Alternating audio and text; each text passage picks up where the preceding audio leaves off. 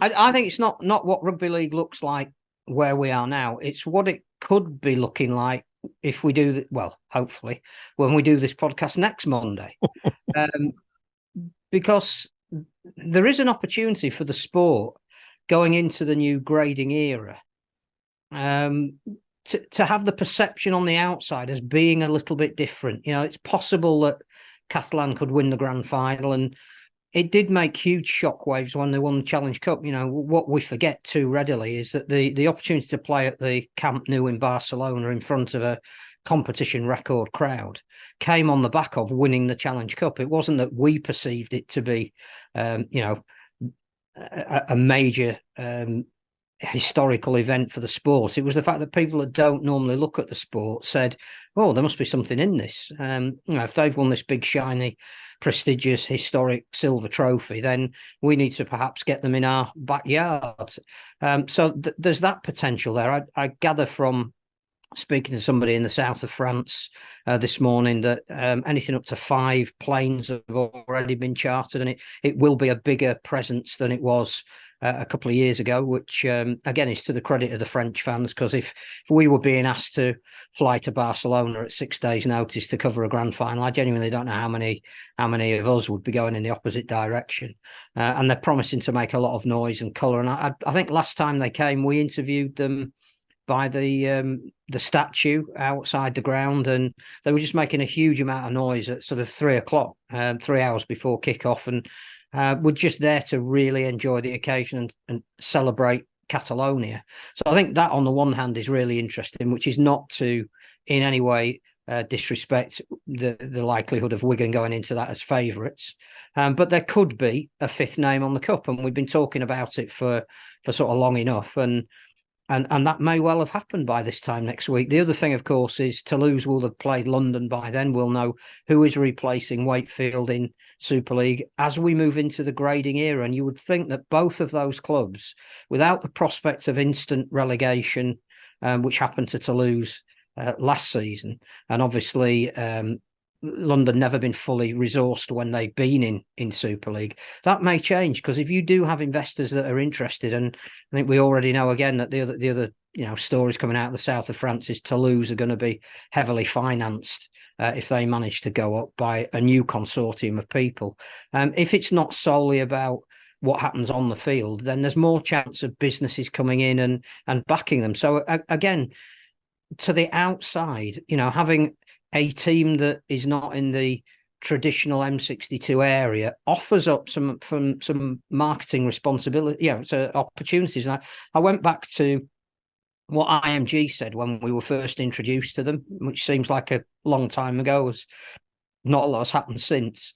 And one of the priorities they listed in that press conference in Manchester when they were introduced and put their proposals to the outside world was how they were going to make London a priority. They mentioned the women's game, which we'll no doubt come on to in a minute, and that seems to be growing, and I don't think it's going in anything other than one direction. But London was mentioned without any detail as to how they would make London a major contributor to Super League. If they needed to be in it, that was the main thing. And this time next week they could be.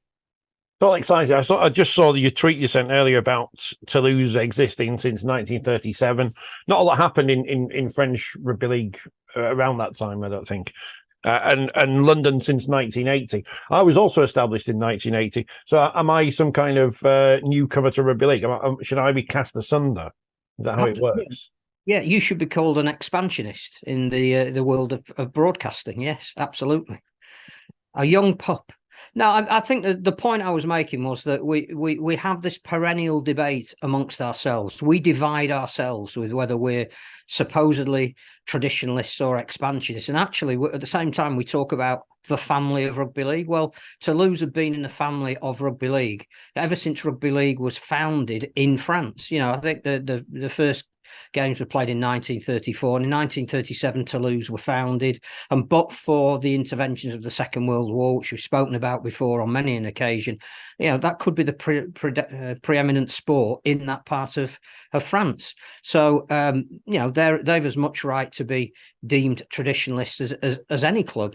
And London, it's only this current incarnation that have been continuous for 43 years, but rugby league has been played in London in other guises almost since Northern Union was invented. So again, I think we become geographically specific if we keep having this divide and debate, and I just don't think it gets us anywhere. If you want to be a fan of a team that is in a more traditional area, that's fine. If you want to be a fan of a team that's been around for almost as long but isn't from that particular area, that's equally fine. But don't beat ourselves up about it. The direction of travel in the sport is interesting. If you go onto the BBC website today, I'm sure many people do as I do, and that's their primary source for sports news. And you click on the rugby league section, the top 3 stories are bloke signs for Castle. We're not interested in that. Second story, York win the Super League. Third story, Wigan beat London in the wheelchair Super League semi-finals. There's nothing about Featherstone losing to Toulouse on there.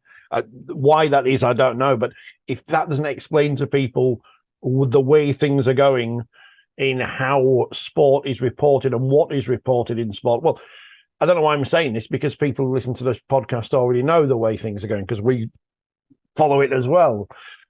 But it's interesting to see now what happens to Featherstone, because they have obviously gambled on this season. They haven't got a Lee up against them or whoever. They were the dominant team throughout the season. They spent money to be that.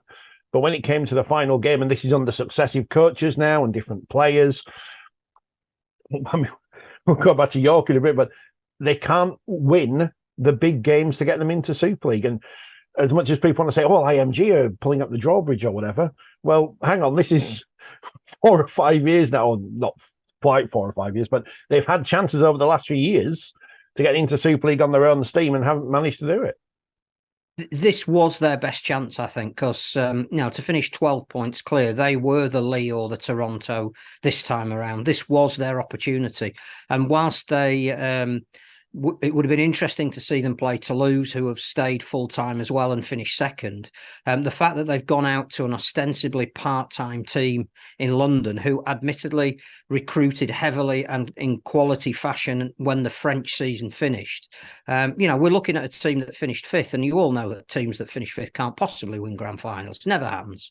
But what's interesting, and I think there is a parallel a little bit here with Warrington, is that it becomes a self-fulfilling prophecy, this weight of expectation that the club puts on themselves, that there's going to be one game, it's going to be a knockout game, it's going to be at home, and however many people are there, clearly the vast majority are there to see Featherstone effectively get anointed.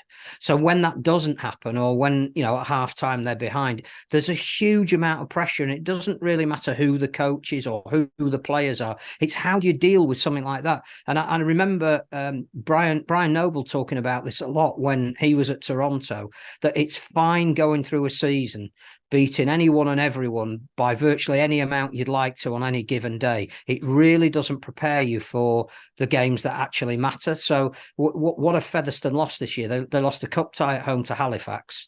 They've now lost a playoff game at home to London. And I think it's, you've got to be able to handle that pressure. And for whatever reason, it might be historical now after 3 or 4 attempts, they can't. On paper, I think they still had a better team than London. London had a couple of superstars, one of whom in Corey Norman. I was listening to the commentary. Sounded like he absolutely ran the show. We know Dean Fare's quality. We spoke about that over the last couple of weeks, that this might be a potential banana skin for Featherstone because London had nothing to lose. But there's something about, why did Featherstone dispense with the services of Sean Long partway through the season? I think because they could foresee exactly this happening down the line, that something wasn't quite right within that dynamic of coach, owner, players. And they thought, we need to resolve this now, because when we get to that game we've got to win, we might not win. So they changed it, got to the game that they needed to win, and still didn't win. That's an issue that I don't think is around James Ford. I don't think it's necessarily around the players. I think there's something in that dynamic, that the pressure that is put on them to win those games.